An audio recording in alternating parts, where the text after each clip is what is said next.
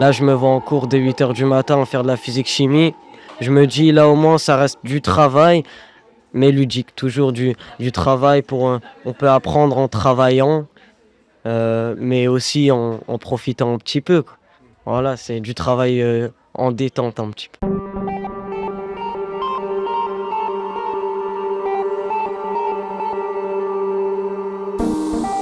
La personne que l'on vient d'entendre, un lycéen au moment de l'enregistrement de l'épisode, nous donne ses impressions après un cours ayant pour thème les femmes illustres dans les sciences. Pourquoi Novagogie, le podcast des innovations pédagogiques de CY Alliance, un regroupement d'établissements du supérieur, se retrouve à discuter avec un lycéen? Et pourquoi est-ce qu'il a l'air plutôt satisfait de sa journée de cours? Les cours, c'est normalement ennuyeux. On va pas commencer à mettre des jeux dedans, c'est pas sérieux. Bienvenue dans Novagogie, le podcast des innovations pédagogiques de CY Alliance, épisode 3, partie 1, jeu de dames.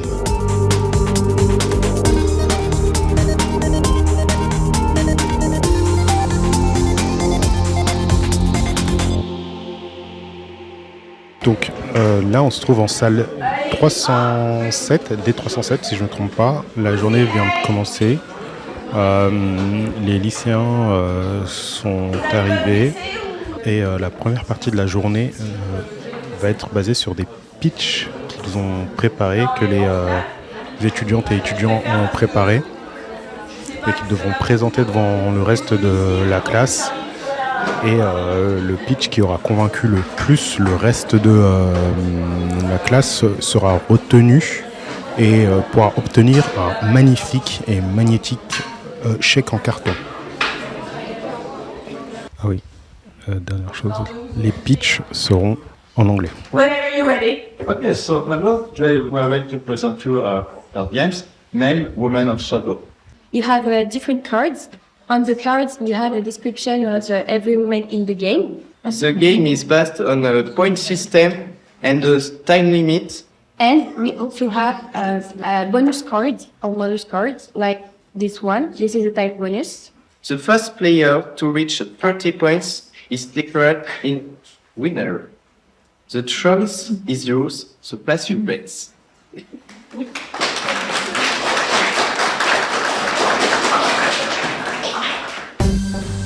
Bon, on a le contexte et des exemples de présentation de la journée.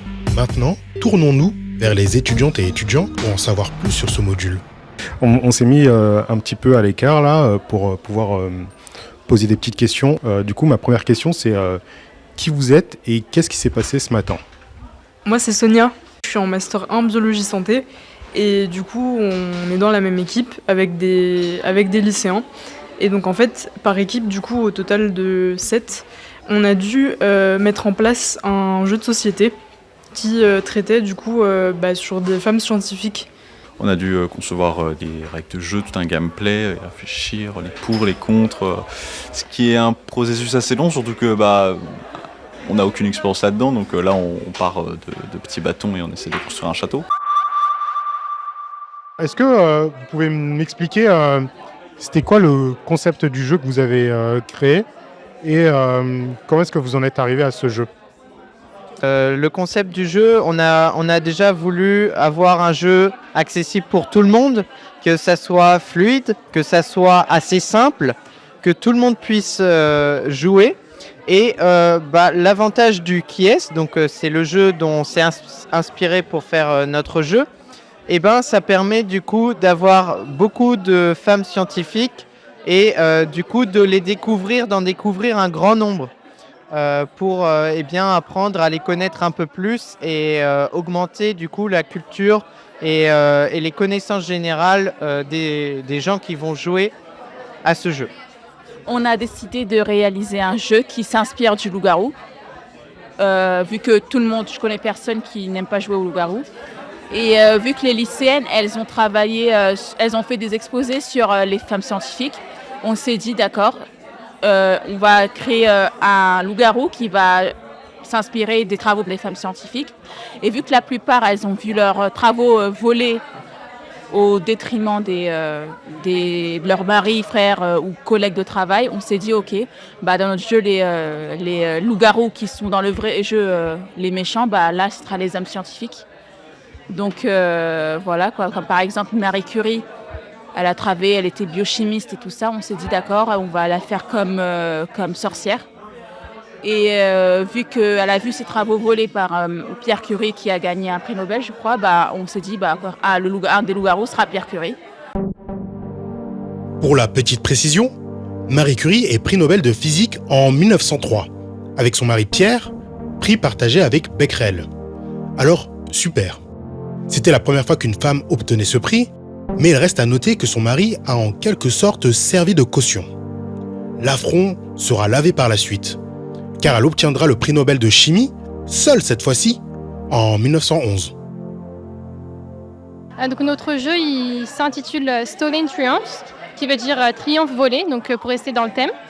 Et aussi, il s'adapte à un handicap qui est le handicap du mutisme, puisque en fait, dans le jeu du loup-garou, il n'y a pas beaucoup de communication, ça se fait surtout par des gestes simples. Donc on s'est dit que ça pourrait être bien d'adapter ça à un handicap. Et est-ce que vous étiez au courant des choses que vous avez apprises? Parce que là, moi, je viens d'apprendre que c'était Pierre Curie qui avait obtenu un prix Nobel. Enfin, j'étais pas du tout au courant de ces choses-là. Est-ce que vous étiez au courant des choses que vous avez apprises, que vous nous aviez montrées pour le jeu? Alors moi, j'en connaissais que deux. C'est la femme d'Einstein et Mary Jackson. Sinon, les autres, je les connaissais pas du tout. Je me rappelle plus son prénom en fait. Mileva Marie Einstein. En fait, moi, c'est plus au niveau de l'histoire que je connaissais. Enfin, je savais qu'elle avait été beaucoup dans son ombre, qu'elle avait aidé énormément pour ses travaux. Mais c'est vrai qu'après, j'avais pas poussé les recherches et ça s'était arrêté juste à de la simple connaissance, culture scientifique, quoi, sans plus. Moi, il y avait que Madame Jackson, que je connais, je crois, parce qu'ils ont fait un film sur elle, je crois. Ouais, ils ont fait un film, un livre, bref. Mais non, c'est pas des femmes dont j'ai entendu parler avant. Je veux dire, quand on parle de femmes en sciences, je pense Marie Curie, quoi. Mais c'est parce que on la connaît pour des expériences, elle. C'est pour ça que le titre de notre jeu, justement, c'est Les femmes de l'ombre, parce que pour le coup, elles sont vraiment restées dans l'ombre, on les connaissait pas. Et voilà, quoi. On le rappelle, ce module repose sur de la collaboration interniveau, avec des personnes qui n'ont ni les mêmes échéances, ni les mêmes disponibilités. Comment la collaboration a-t-elle pu être mise en place malgré les contraintes entre ces élèves de deux structures du savoir totalement différentes? En fait, ce qui s'est passé, c'est qu'on a eu 2 séances avec les lycéens pour pouvoir s'organiser, savoir un petit peu les règles du jeu, comment ça allait se passer. On leur a donné une mission, c'était de faire des questions en rapport avec le jeu. Sur les femmes qu'elles travaillaient, en fait, via Teams notamment. On a eu d'autres réunions avec elles où justement elles ont pu par la suite nous fournir leur travail pour que nous, derrière, on puisse acheter le matériel qu'il faut. Et voilà. C'est comme ça qu'on a réussi à faire le premier prototype pour aujourd'hui. Et on a ressenti comment cette coopération côté lycéen? En fait, ça a été très réglo, ils ont mis en place Teams, ça veut dire qu'on pouvait s'appeler... En plus, on avait un groupe WhatsApp, donc c'était vraiment bien. On peut parler déjà à la maison et en plus, en cours, on peut travailler sur Teams avec le petit lien, c'est très simple. Donc voilà, en fait, il y avait tout qui a été mis et tout a été mis en place pour qu'on puisse bien travailler. L'un des trucs... Alors moi, je suis un ingénieur pédagogique. C'est un métier qui existe depuis assez longtemps, mais qui était moins connu avant. Et on essaye de réfléchir à comment est-ce qu'on travaille et on apprend.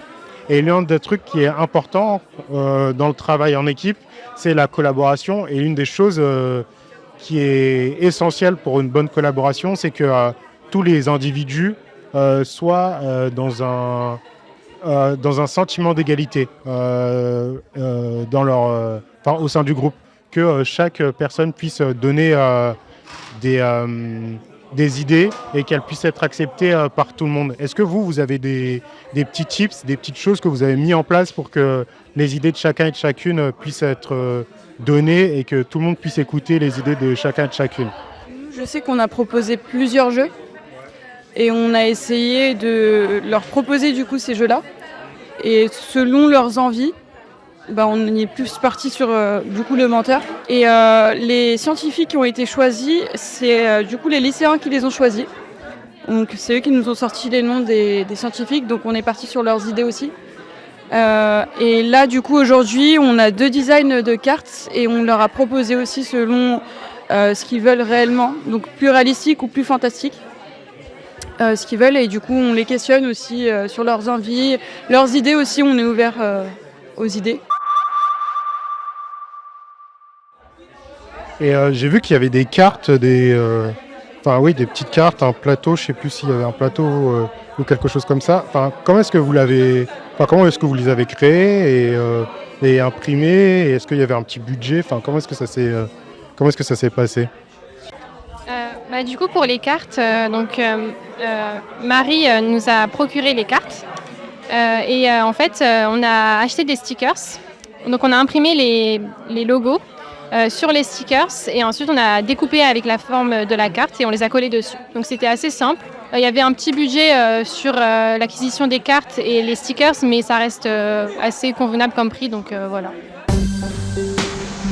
Maintenant qu'on arrive en fin de journée, il est vraiment important qu'on puisse faire un petit feedback, un petit retour sur ce que les lycéens et lycéennes ont ressenti après cette journée. Quelles étaient leurs prédictions et est-ce que la réalité était en grand décalage par rapport à ce qu'ils estimaient pouvoir rencontrer en cette journée? Donc aujourd'hui c'était génial parce que on a vu des petits speeches, etc. Il y avait des étudiants engagés, je trouve, j'ai bien aimé. J'ai pas encore le courage de faire ça pour l'instant, donc c'était bien, c'était ludique, on travaille notre anglais, on travaille l'écoute, on a pris des petites notes, pas tout le monde, mais voilà, c'était cool, c'était un bon moment. Et est-ce que c'est la première fois que tu vois que vous participiez à des présentations de ce type-là ou que vous voyez des présentations de ce type-là? Est-ce que c'est des choses que vous avez l'habitude de faire en cours, vous?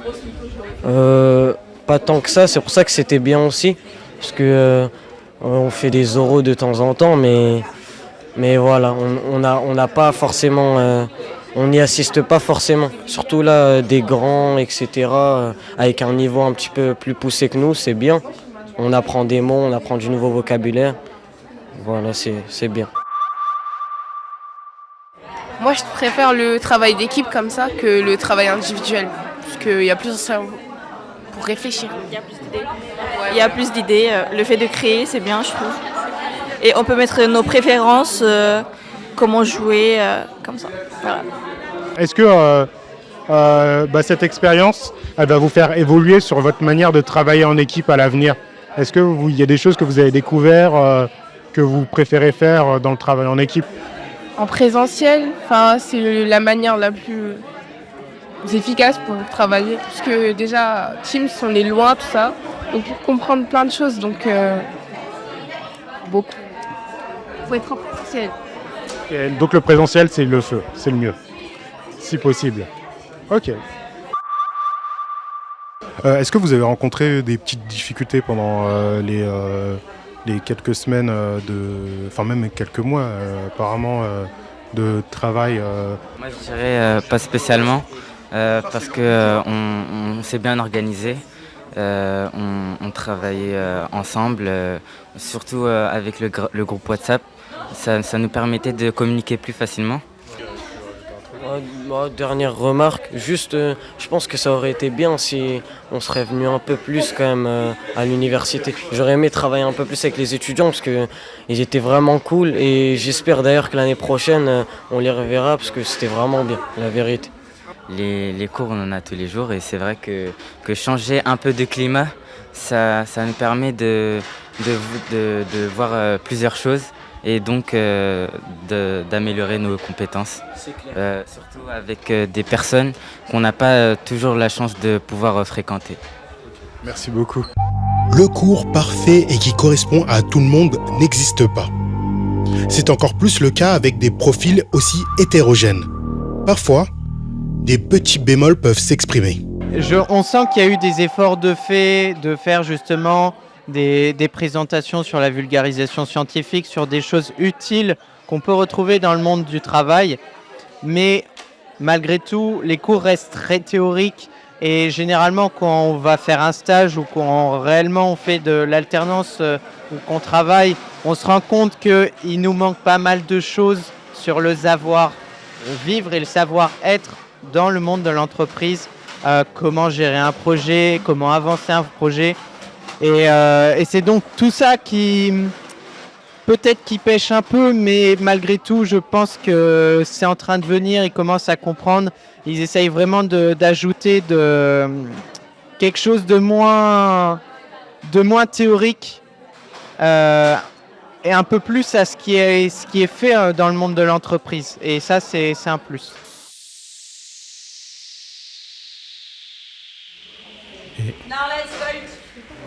Donc, c'est un vote qui va être lancé. Vérifie bien évidemment que personne ne paye ses camarades en sneakers ou en chocolat pour avoir des votes.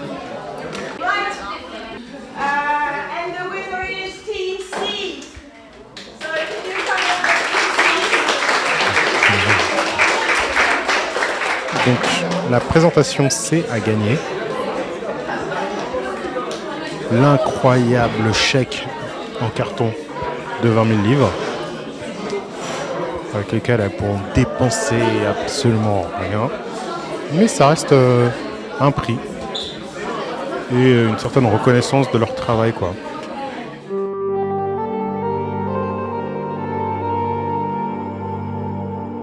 Dans cette première partie, on a pu voir que le jeu et l'apprentissage peuvent s'entremêler. C'est ce qu'on appelle la ludopédagogie. Ce sujet, et comment le module Women in Science a été mis en place, on en parle demain. On sera dans la partie analyse du double épisode de Novagogie, Jeu de dames. Ce podcast est fait pour vous. N'hésitez pas à nous laisser des commentaires et des remarques, ainsi que 5 étoiles sur les différents agrégateurs de podcasts. C'est essentiel pour le référencement et nous faire grandir. Merci de votre écoute et ciao les pédagogues.